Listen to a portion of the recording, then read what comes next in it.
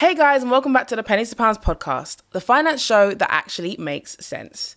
If you ever asked yourself, why didn't they teach us this at school? Or how do I get my money up without giving up the things I love? You're in the right place. We simplify money, expose the myths, and give you the playbook to build wealth on your own terms. Because money moves fast, and it's time that yours kept up. Happy Monday, everyone. I'm happy to be back in front of the camera, behind the mic, back on the podcast. Now, it has been a little while, and I must first apologize, because if you listen to the most recent episode before this one, I definitely said that we were going to be consistent again, and I kind of failed on that. But I am back, we are consistent, and I promise you, we are sticking to this. You might see that we're in a different studio. We have come back to the origin. Now, if you are a loyal Pennies to Pounds listener, first and foremost, thank you so much.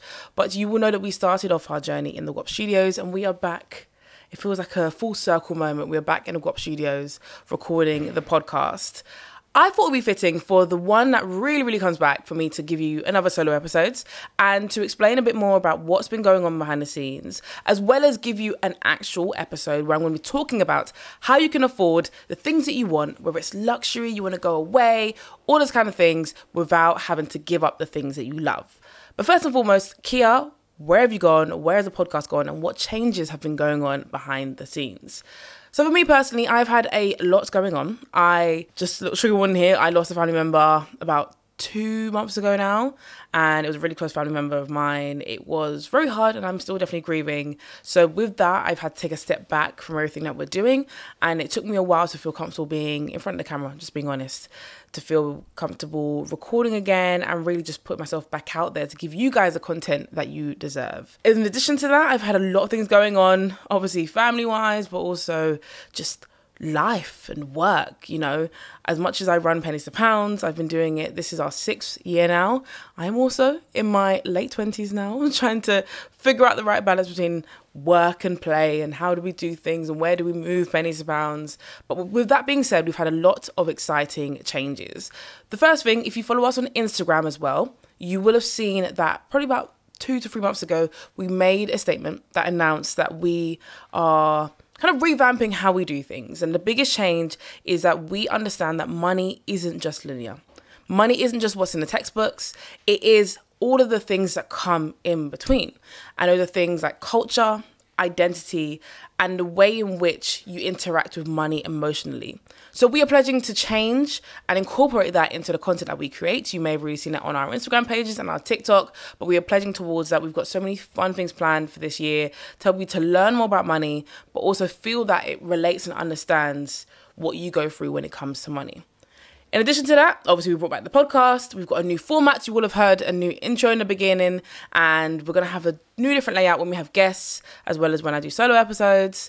On top of that, we also won a grant for the business. We won a £3,000 grant on my first ever time pitching. I'd never pitched before, ever. Stood in front of 5 judges, pitched the business, pitched what we do, and we won a £3,000 grant. So we've said that we're going to use it to create a course, but what we are actually going to do is put out a survey. If you're part of our newsletter, then you will receive that survey. If you're not, I would highly recommend you join, because we give you news stories of the week, as well as tips, tricks, and apps that you need every single week into your inbox.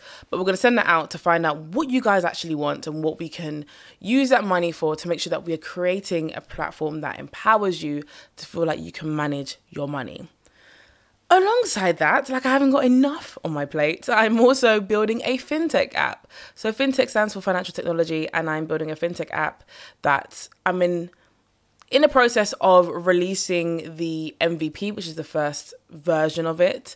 Again, it will be said in the newsletter, so anyone who wants to be early adopters or early testers and be part of the crew to help me and give me feedback of what you like, what you'd love to see, what should be changed, that'll be in there. So there's a lot going on, but it's all real good fun. Now, that being said, I've caught you up, but now we're moving forward, full steam ahead on what's to come. So going forward, I've got a lot of episodes planned, some of myself alone and some of some incredible guests. Today, we are covering how you can afford that luxury lifestyle, or that lifestyle that you really want to live without having to give up the things that you love. When we talk about budgeting, a lot of the time, traditional budgeting always talks about having to Sacrifice certain areas of your life to be able to add and be fruitful in others. Now, when we look at these, it's usually talking about cutting back on subscriptions or cutting back on going out in order to be able to afford the bills that you have and in order to be able to put money into savings and investments. Now, while all of that is very true, I think that there is a way that we need to have a different outlook on budgeting. So I've been budgeting since I was probably about 17, I reckon. I got my first job at 16, and shortly after that, I realized I need to budget my money because it's not going to last forever if I don't know where it's going. So I budgeted from then.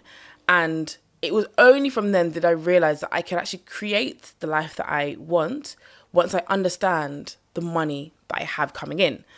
So when we look at budgeting, we need to look at it from a different lens and understand that as much as we want to save and invest and build for our future, if you're someone in your 20s and 30s, there is an element of wanting to enjoy yourself. And I'm 100% in that category, especially where it's summer. Today is the hottest day of the year so far that we've had, that I'm recording on. And you want to enjoy yourself. You want to be able to meet up with your friends. You want to be able to book a holiday and not have to worry about whether or not you should be putting that extra money into savings and investments. I think the outlook that we need to have on budgeting, making sure you cover your bills, making sure that you do have a plan for your future that's realistic, but also setting aside some money to have fun. Now, when I say this, if you're earning, let's just say £1,600 a month and your bills are, for argument's sake, £800, that means you've got another £800 left over. That is not me saying £800 is completely for fun. Not at all. We do still need to invest for our future, save for our future, but there is no harm in putting away a couple of hundred towards maybe the holiday you want to go on with your friends, or towards going out and seeing your friends for brunch, if it's spontaneous, whatever that is, because all of these things not only allow you to enjoy your life, but mental health when it comes to money is also something that's very important, and it allows you to maintain and look after your mental health. I've been in periods where I have almost isolated myself for the sake of saving money, reaching my goals. I can't go out, can't see my friends. Obviously, you don't have to spend money to see friends, but nonetheless, being able to do fun things with your friends helps you. And I'm sure anyone listening and watching, you've had experiences where you've gone out with friends and you're like, oh my gosh, I feel alive again. I feel revitalized. And that is what we want to make sure that we incorporate when it comes to budgeting. But we all have an ideal lifestyle that we want to live. And I've been speaking to people and asking them what kind of lifestyle they're looking at. And many people want to be able to travel fairly freely. So that's looking at around 2 to 3 holidays a year. Be able to go out with friends every so often. Be able to afford a takeaway fairly regularly. And just be able to enjoy their life and all the certain things that they want. Now, all of these things is on the more comfortable to luxurious end of a lifestyle, because if I flash back to my childhood, holidays, if you went on holiday once a year, wow, your family, you've got money. It was only the really wealthy family, the really well-off families that went on more than one holiday a year. And even a lot of families wouldn't go on any holidays. They might go one holiday every 3 to 4 years. So now the fact that we're in a generation who want to go on holidays multiple times a year, it's how do we afford this almost more luxury status without spending the luxury price tag? I am going to be that role model here. I don't know if it's a role model, but the person to sit here and say, I love traveling. I counted last year and I think I went on 14 trips last year. This year, although more so for work, I've been on 5 trips. So I've kind of calmed it down from last year. But I am the person, I love traveling, but I don't love spending the luxury money to get abroad. So here are some of my tips to travel the world, enjoy yourself, but not break the bank. Number 1, when you're booking flights or booking hotels, the way you want to see it is the more time you have, so the later on or the earlier, but basically you book flights early, hotels last minute. That is the method for the best deals, and even myself, I practice that. So if I know I want to go somewhere and I've kind of cemented those dates, it is always flights early as soon as possible. As soon as I can secure those flights, I'll do that, and then hotels as late as possible. The reason being, the longer you leave flights and the closer it gets to the date that you're actually traveling, people are going to book up those flights. So the prices naturally are going to adjust with demand, and airlines will push up the flight prices if they see there's a lot of demand for that flight. So you want to get it as early as possible. As soon as you've decided, right, I'm going to go to this destination on these dates, secure those flights. Now, conversely, with hotels, you want to book them as close as you can to the date that you're traveling or going to be arriving on. I think the closest that I've done it is I went to Thailand 2 years ago, and I was in the airport about to board my flight with no accommodation when I land, and I booked my hotel in the airport as I was boarding the flight. Now, that was a bit too tight, but you want to get it as close as you can. I've just come back from San Francisco, and I booked the hotel for San Francisco 7 days before I traveled. I managed to get a really good deal, and I managed to, even when I was there, get a good upgrade in the hotel for free. So you want to make sure that you time it out in that way when you're booking flights and holidays. Another hack that I've kind of realized, a semi-hack, it doesn't work all the time, but one that I use, especially when booking flights, is to fly on different tiers. So I made a video last year. I went to Jamaica in December, and I flew out in economy delight because I went to Virgin. So that's, I guess, their premium economy. And then I flew back in their premium, which is probably a step below business. And that was incredible, but that also did not break the bank. The reason being is because I'm booking out 2 different fares, so at 2 different prices, and it managed to level it out at a price. I was like, that makes sense. Usually when you book a flight, you want to, if you're going to do premium economy, you want to do premium economy in both, or you want to do business or premium on both, or you want to do first class or upper class on both. That is where you will see those elevated prices. Instead, I book one way, so I might do premium economy, and then do the other, again, for Virgin, I did premium. I did the same thing when I went to San Francisco. I literally did premium on the way there, and then economy delight on the way back. I believe that's how I did it. So have a look and see. Like I said, it doesn't always work. We want to play around and see, especially, and this works when you're booking direct with the airlines. If you're booking for a comparison like Skyscanner or, I'm trying to think, what else is there? Expedia, I think you can book flights. Anything like that, you're not going to see those differences. But when you're booking direct with the airline, that is where you can see that. Alternatively, you can wait, and if you book with the airline, I actually did this with Virgin when I traveled to San Francisco, is I waited for an upgrade. So initially when I booked the flights, I booked it about 2 months before I traveled, because that's when I decided I was going to go to San Francisco. I booked the flights. They were both in premium economy. And then I was seeing it said, oh, upgrade to premium, initially for £700. And I said, no, I'm not doing it for £700. Then I checked, I don't know, 2 weeks later, just look at my flights. It said, oh, upgrade for £500. I said, I'm not doing £500. It basically kept going down until it got to just under, I think, £180 to upgrade to premium. For the same experience, nothing has changed. I'm not getting anything less because I paid less.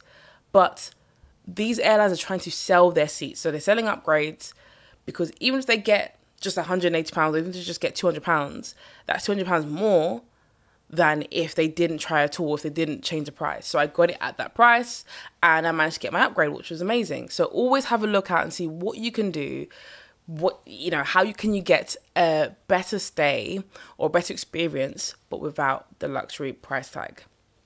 Another one, I've mentioned this app before, but it is my love, my absolute ride or die, and one of my videos went crazy on TikTok for this, and that is using the app called Lucky Trip. If you're someone who is planning to travel, that is works specifically if you're kind of like UK based, looking for Europe breaks, it is amazing because what it does is it will show you, let's say, right, you want to go on a trip. And this works if you're someone who doesn't have a fixed destination. You're just like, I want to go on holiday somewhere in Europe and somewhere nice. But this is my budget. That's the most specific thing. You need to have a budget in mind because there's a slider scale where you can slide and pick how much money do you want to spend in total. And that's for flights, accommodation, and for one activity. You slide and pick, right, my budget is $350, for example, for this trip. And then you click hit Lucky Trip and it will give you a selection of flights and accommodation and one thing to do on your trip within your budget or slightly out depending on what place it gives you. And what you can do is you can swipe around and see if you want to change the accommodation, to see what the prices look like, if you want to change the activity or change the flights. Or if you're not happy with the destination, you can hit Lucky Trip again and it will keep generating you a new holiday. This is a great way to explore the world and to explore different places and do things that you wouldn't usually. I've now become a person who goes out of their way to do unique things or unique activities when I go to different destinations. Like, what is that thing that the place I'm going for is known for? The thing that people wouldn't usually do. Is it cooking class? Is it, I don't know, a wine tour? Something that people usually wouldn't do when they come here. I want to do that. And Lucky Trip is a great way to have that almost luxury experience, depending on the budget that you give it, without having to break the bank and doing something very different. So if you haven't got that app on your phone, would highly recommend. Now, if you're just booking stays in general, so this could be, if you're UK based, this could be in the UK, this could be abroad, you want to make sure that you are signing up to any exclusive club, exclusive membership that these hotels have. Majority of them are free, and they'll usually say, oh, sign up and be a member for free, and you get a whole range of perks. Again, at San Francisco, I signed up to my hotel, their membership, and I thought I'll just sign up. When I got in to the hotel, bear in mind, I've never stayed there before, never stayed in any of their hotel chains, just got there, but I was a member now. They gave me a free upgrade. They gave me access to exclusive stuff for members only, and they gave me different perks just because I signed up to their free membership program for their hotel. I didn't expect to get any of those, but that just goes to show that a lot of hotels want to reward their loyal customers, and obviously them doing that has made me feel good and made me think, oh, okay, if I go to a different place, a different country, a different area, I'm going to look and see if that hotel chain is there because I'm a member and I know how they treated me in that hotel. I also get perks when I go to another one of their hotels. So that's why they give you that experience, but you never know what kind of upgrades, you never know what kind of add-ons you might get for signing up to those hotels. If you are traveling to different countries, we know the websites, Voucher, Groupon. This is something that my dad told me, and he went to America. He went to Atlanta. He did this. He said, if you go on these websites, so if you go on Groupon, for example, but set it to the country that you're going to be in. So, for example, he put it to Atlanta, Georgia.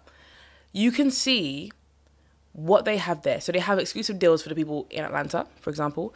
He managed to get such a good discount on accommodation, on activities, and it was way more expensive when he looked at it from the UK site for Atlanta versus saying, I'm really in Atlanta and looking at it in dollars for them. So highly recommend, again, if you're booking excursions, anything like that, see if you can set it to your destination. So if you're going to be in a certain country, change it for there, and then compare the prices and compare the discounts that they give you and see if you could save money somewhere else.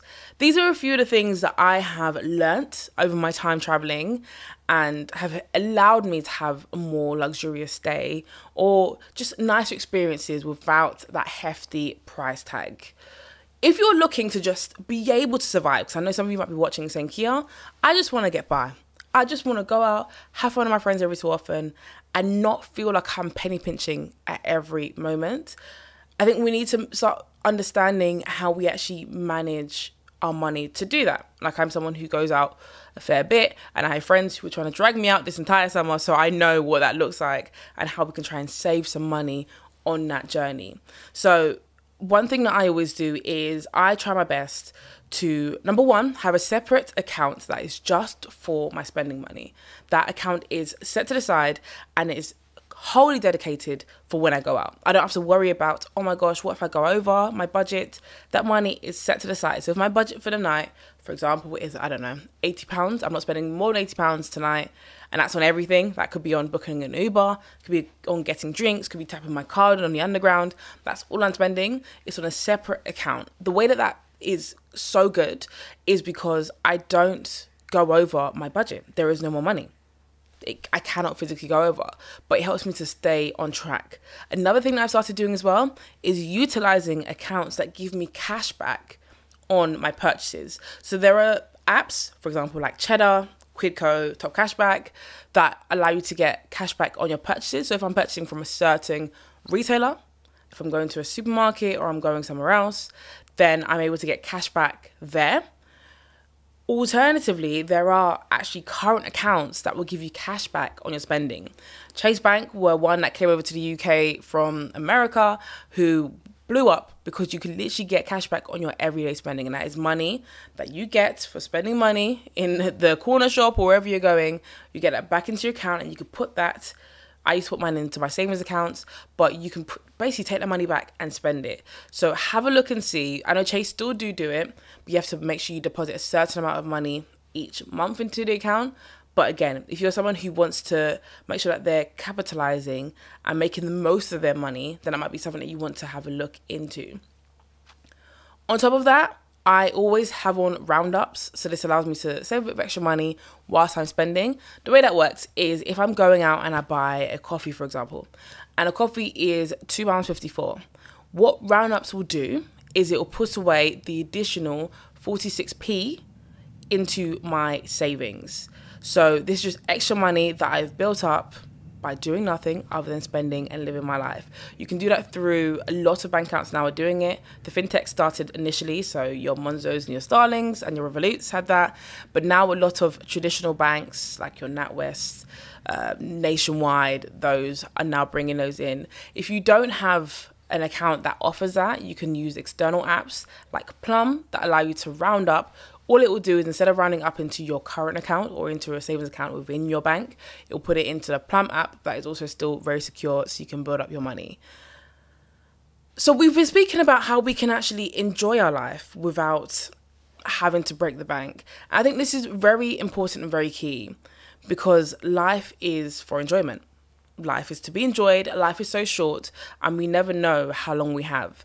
And I really want to make sure that every time we're on a Pennies podcast, we talk about the things that you need. So these are the things that you need to do with your money to make sure that we're planning for the future and we're being smart with it, but also understanding that life is for fun. And there's nothing wrong with spending money to enjoy yourself, as long as we're doing it within reason, as long as we're being smart about it, and as long as we understand what that looks like for us. So yes, I hope you guys have enjoyed this episode. It's a shorter one from me today, but it's been a good one. I'm so happy to be back in the studio. It feels incredible to be back in the studio. Next time you see me, I'll be with a guest, and I cannot wait to be diving into what we're diving into. It's going to be a good one. We're going to be talking about money, obviously, but we've got some good things lined up. So I hope you enjoy. Make sure you sign up to our newsletter. All of the apps that I mentioned in this episode are going to be in the episode description. So make sure you have a look, take a gander, download. And yeah, we'll be back again with another episode very soon. Bye, guys.